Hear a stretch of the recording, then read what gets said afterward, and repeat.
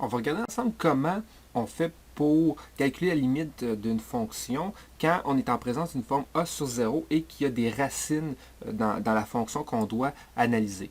Alors, on va commencer, en fait, on va prendre un exemple. Supposons que l'on cherche à calculer la limite quand x tend vers 2 de la fonction x à la 2 plus 3 sur x2 moins 4x plus 4. Avec une racine carrée ici. Voilà. Alors, si on... Bon, première chose, on va remplacer. Donc, si on remplace au numérateur, on obtient 2 au carré, 4 plus 3, donc 7. Si on remplace au dénominateur, on obtient 2 à la 2, 4. Moins 4 fois 2, donc moins 8, plus 4. Donc, 4 moins 8 plus 4 donne 0. Racine de 0 donne 0. Et on obtient une forme a sur 0.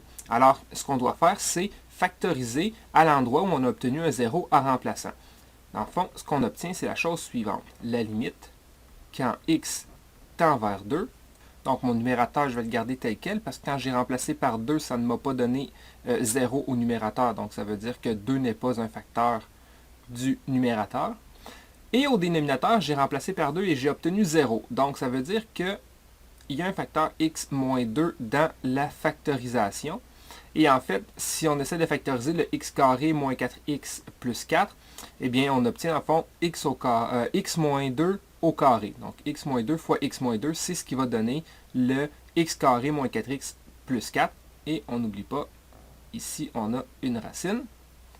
Maintenant, on peut simplifier la racine avec l'exposant au carré.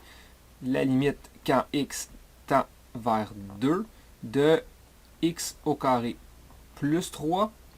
Et là, ici, il faut faire attention, la réponse au dénominateur, si on simplifie, ça ne donne pas x moins 2, mais ça donne bien x moins 2 en valeur absolue.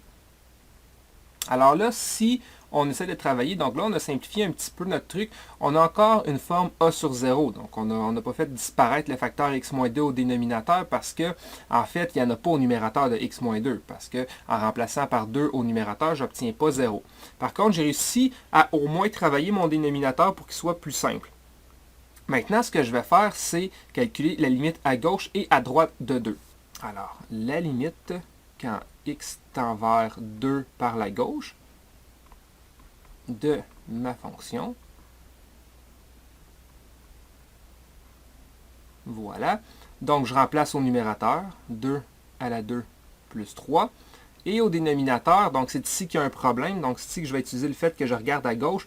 Un peu plus petit que 2, moins 2. Donc, ça me donne un petit peu plus petit que 0 en valeur absolue.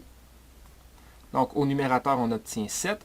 Et au dénominateur, on obtient dans le fond la partie positive de quelque chose qui est très très proche de 0 et négatif. Donc en fait, on obtient 0 plus. Et ceci nous donne comme limite plus l'infini. Si on regarde à droite,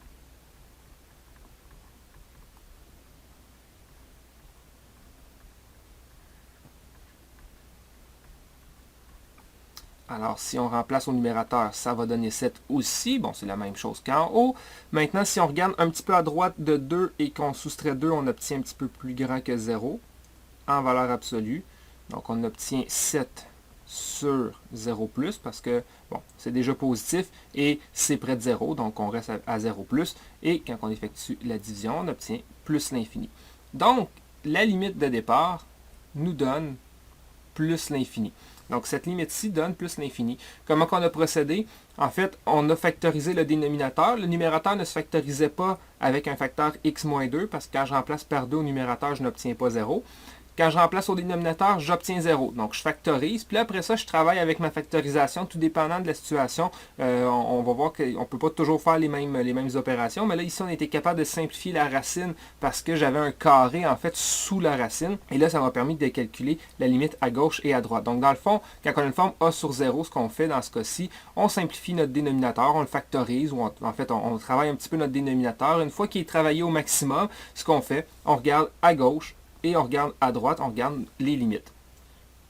On va regarder un autre exemple. Supposons que j'ai la limite suivante à calculer. La limite quand x tend vers 1 de x au carré plus 3. Donc, je vais garder le même numérateur. Je vais juste changer un petit peu mon dénominateur.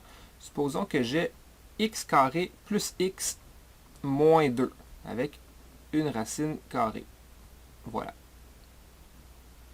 Donc, si je remplace au numérateur, j'obtiens 1 plus 3, j'obtiens 4. Au dénominateur, 1 plus 1 moins 2, donc 0 avec la racine carrée, ça donne 0. Donc, j'ai une forme a sur 0. Donc, ce que je vais faire, c'est que je vais factoriser mon dénominateur. Alors, voilà, la limite quand x tend vers 1, x carré plus 3. On a notre division ici.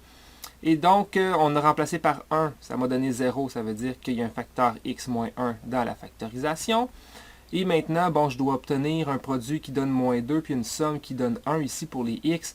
Alors, nécessairement, ici, c'est x plus 2 que l'on a. Et on prend la racine carrée de tout ça.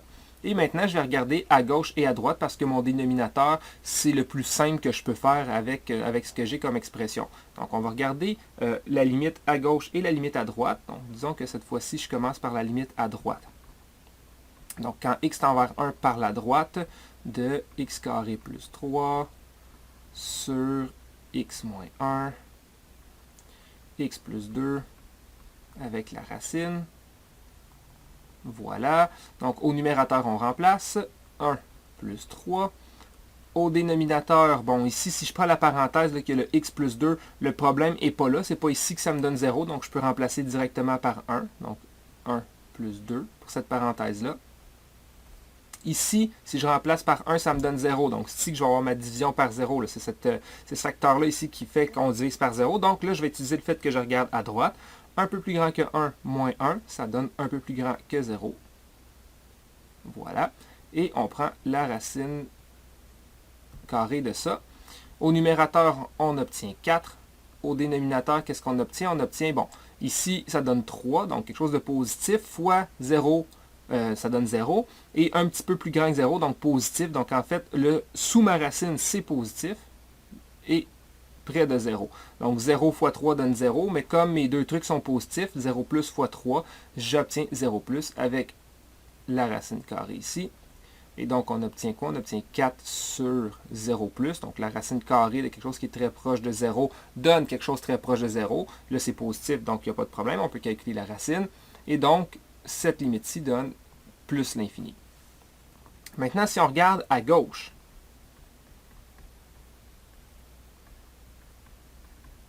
donc la même expression, factorisée toujours. Donc, x moins 1 fois x plus 2 avec la racine. On remplace au numérateur, donc ça donne 1 plus 3, ça donne 4. Pareil comme pour la limite à droite.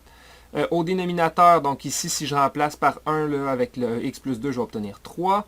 Et si je regarde ici, x moins 1, si x prend des valeurs proches de 1, mais un petit peu plus petit que 1, donc un peu plus petit que 1 moins 1, ça me donne près de 0, mais négatif. Voilà. Et donc, on obtient 4 sur la racine carrée de... Alors ici, on a 0 fois 3, donc ça va donner 0, mais 0 moins, c'est négatif, 3, c'est positif, donc la réponse, le produit doit être négatif. Et donc, je dois calculer 4 divisé par la racine carrée de 0, mais des nombres qui sont proches de 0, mais à gauche. Donc ici, c'est négatif. En fait, j'ai quelque chose de négatif ici sous ma racine carrée. Donc, bien entendu, ceci ne se peut pas. Donc, la limite à gauche, on n'est pas capable de la calculer. Dans ce cas-ci, elle n'existe pas. Donc, à droite, la limite tend vers plus l'infini. À gauche, il n'y a rien du tout. Donc, en fait, notre limite, au départ, n'existe pas. Alors, pourquoi ici, je n'ai pas été capable de calculer la limite quand j'ai regardé à gauche? En fait, la réponse se trouve dans l'analyse du domaine. Donc, on va regarder le domaine de la fonction qu'on a, la fonction qu'on essayait de calculer la limite. Et on va voir pourquoi la limite à gauche est incalculable dans ce cas-ci.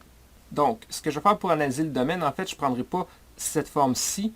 Je vais plutôt prendre ma forme factorisée parce que ça va être beaucoup plus facile de trouver le domaine avec la forme factorisée. Donc, si je veux trouver le domaine de la fonction qui est ici, alors, bon, première chose que je dois faire, c'est je dois vérifier quand est-ce que je divise par 0.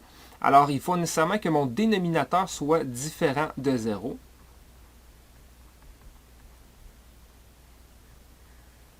Voilà, donc il faut que ce soit différent de 0. On élève au carré des deux côtés et on obtient que x moins 1 fois x plus 2 doit être différent de 0. Alors, il faut que x soit différent de 1 ou en fait, ou différent de 2. Donc, c'est les deux valeurs, excusez, moins 2. Donc, c'est les deux valeurs que je ne peux pas obtenir, en fait, que je ne peux pas mettre dans ma fonction, sinon on obtient 0 au dénominateur, on racine de 0 donne 0, et on a une division par 0. Alors, 1 et moins 2 ne font pas partie du domaine. Donc, moi, là, la limite que je calculais, c'était en 1. Le fait que 1 ne fasse pas partie du domaine, c'est pas ça qui cause le problème pour le fait que la limite n'existe pas ici. Parce que quand on calcule une limite, on regarde ce qui se passe autour du point 1 dans ce cas-ci. Donc le fait que 1 ne fasse pas partie du domaine, c'est pas ça la cause. On va regarder un petit peu plus loin. Il faut aussi que ce qui se trouve à l'intérieur d'une racine carrée, ou en fait d'une racine paire, dans ce cas-ci j'en ai une parce que c'est une racine carrée, il faut que l'intérieur soit strictement plus grand ou égal à 0. Bon, alors, ici, si on regarde ça, quand est-ce que x moins 1 fois x plus 2 est plus grand ou égal à 0? On peut se faire un petit dessin pour voir, trouver nos intervalles. Donc, mes deux racines, c'est moins 2 et 1. Donc, les deux endroits où ça s'annule. Et on va regarder dans les intervalles si c'est positif ou négatif. Donc, par exemple, si je remplace par moins 3, quelque chose qui est plus petit que moins 2. Donc, si je remplace par moins 3, ici, je vais avoir moins 4. Et ici, moins 3 plus 2, ça va donner moins 1. Donc, le produit de deux négatifs, c'est positif. Si je remplace par quelque chose qui est entre moins 2 et 1, bon, disons 0. Alors ici, je vais obtenir moins 1.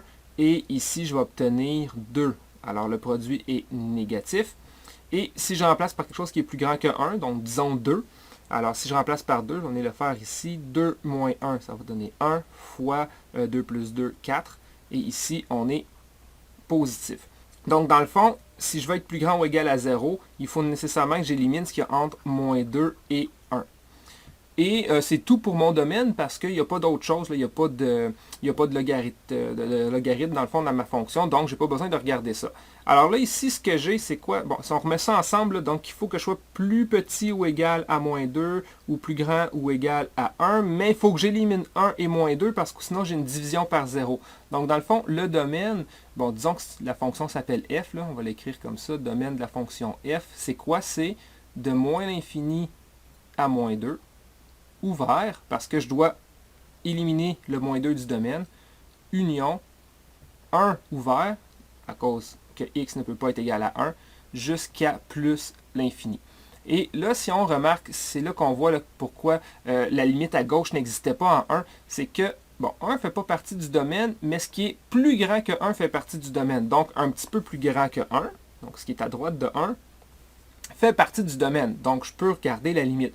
Par contre, ce qui est un petit peu plus petit que 1, donc tombe dans le trou qui est ici, donc ne fait pas partie du domaine. Alors c'est pour ça que je n'ai pas été capable de calculer la limite à gauche, et c'est pour ça qu'elle n'existe pas, c'est qu'en fait, ce qui est à gauche de 1 n'existe pas pour la fonction. Donc il y a un trou, la fonction n'est pas définie entre moins 2 et 1, donc nécessairement pour des valeurs qui sont un petit peu plus petites que 1, la fonction n'est pas définie, donc la limite là, ne passe pas, parce que dans le fond, il n'y a absolument rien à gauche de 1 pour la fonction. Alors voilà, la fonction, ici, on est capable de calculer la limite à droite, mais pas à gauche, d'où la raison pourquoi la limite ici n'existe pas.